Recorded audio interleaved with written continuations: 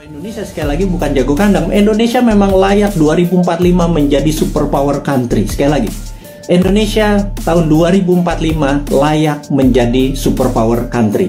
Sayangnya saat ini ya, sudah 20 tahun kita dipimpin oleh 3 kepala negara. Kita belum juga per hari ini menjadi negara superpower. Ya, saya sengaja membuat kata-kata ini untuk semua berpikir, bukan mengkritik, bukan ngeledek, bukan nyinyir, tetapi sebuah realita. 3 tahun kita dengan Ibu Mega, kemudian 10 tahun kita dengan Pak SBY, kemudian ditambah saat ini Pak Jokowi 7 tahun. Jadi total 20 tahun. Pertanyaannya, apakah Indonesia sudah menjadi negara superpower dalam 20 tahun?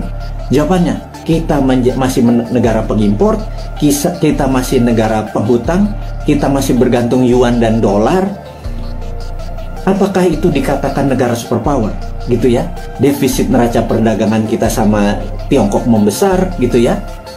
Produsen kita juga bukan barang-barang yang nilai tambah, tetapi masih bahan baku atau komoditi. Apa yang terjadi? Ini loh yang kita mau tanya. Wahai sahabat semua, yuk kita mikir bersama ya. Kita mikir bersama. 20 tahun kita sudah dipimpin oleh pemimpin besar. Ibu Mega adalah pemimpin wanita yang powerful. Pak SBY gitu ya, juga sangat powerful. 10 tahun dia memimpin. Kemudian Pak Jokowi juga sangat powerful, sudah 7 tahun dan masih 3 tahun lagi. Total 20 tahun saat ini.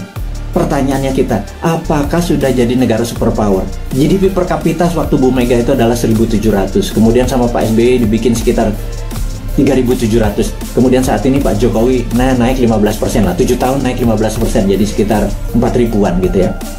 Kalau Pak SBY naiknya 220%. Kemudian Bu Mega naik sekitar 15% 3 tahun. Jadi saat ini kita ulangi lagi, apakah Indonesia menjadi negara superpower selama 20 tahun 3 presiden ini berkuasa? Nah, kemudian di 2024 para calon-calon yang ada itu genre politiknya adalah mirip dengan ketiganya.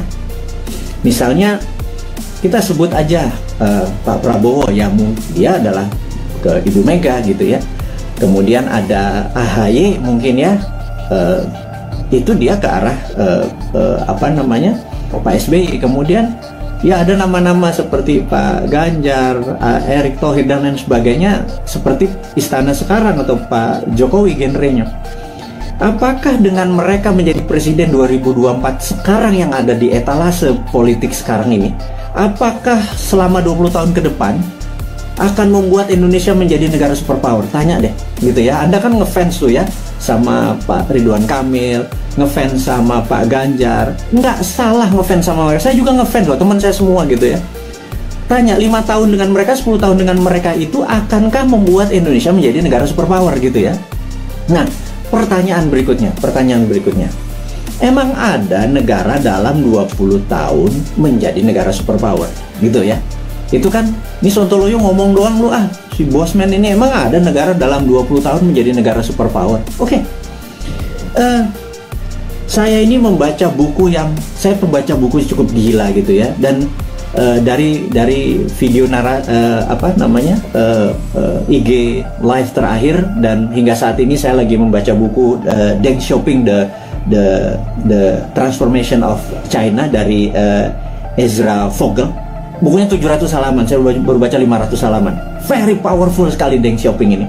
Dan ini yang saya mau ceritakan, apakah dalam 20 tahun emang ada negara menjadi superpower? Oke, jawabannya adalah begini.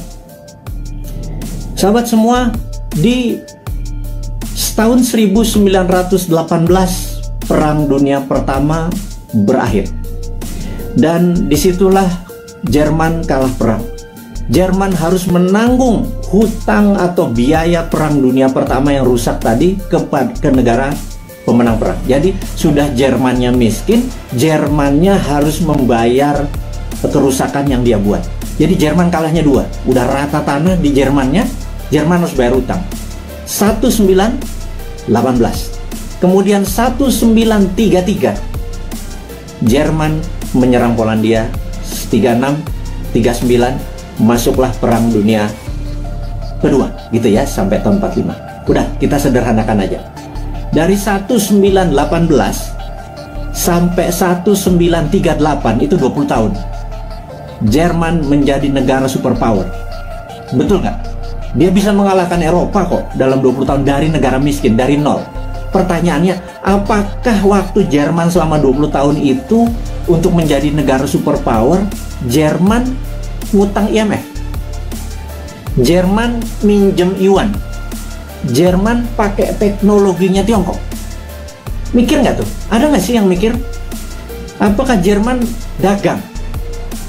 Jual 10 modal 5, untung 5 ditabung untuk membangun Jerman yang modern, membuat alat perang yang kencangnya bukan main, membuat kekuatan militer dan bangunan terbesar di Jerman hanya dalam 20 tahun.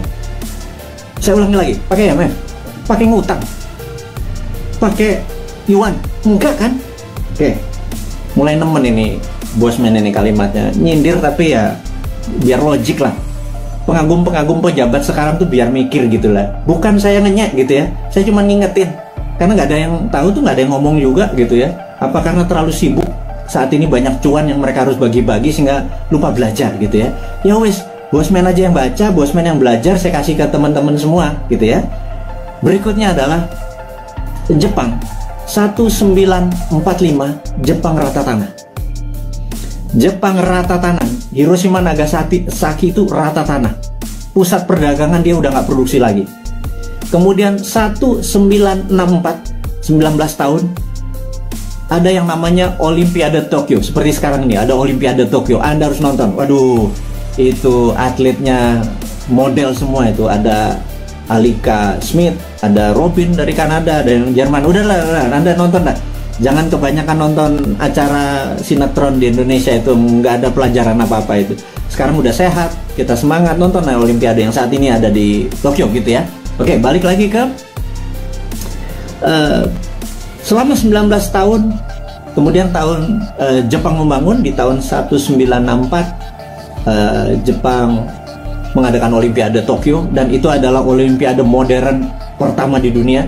Atlet-atlet yang datang ke sana terkagum-kagum, kok bisa Jepang menjadi negara yang sangat maju gitu ya dalam tahun 64 itu.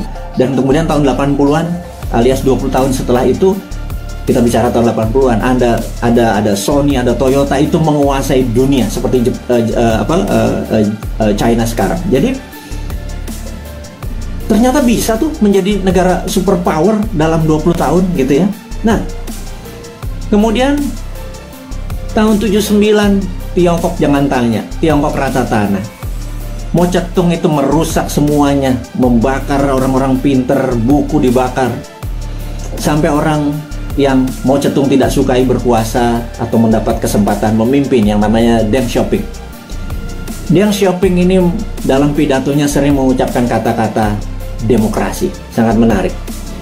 Demokrasi ini bukan berarti hanya pemilihan langsung, tapi demokrasi ini adalah semua orang yang berprestasi itu boleh mendapat jabatan yang tertinggi. Jadi orang berprestasi bukan karena dia membantu pemenangan terus dijadikan komisaris, bukan ya, bukan seperti itu ya. Jadi benar-benar berdasarkan merit atau prestasi, namanya meritokrasi. Nah, demokrasi ini adalah membebaskan semua orang yang berprestasi untuk menduduki jabatan penting. Nah, Deng Xiaoping memepet Ronald Reagan di tahun 80-an, dan Amerika banyak membantu Deng Xiaoping yang mengatakan dia akan mengikuti apa yang demokrasi, negara demokrasi mau. Ini yang saya bilang dia main tiga kaki. Kemudian dia harus memilih, dia berpihak ke Rusia, Soviet, atau ke Amerika.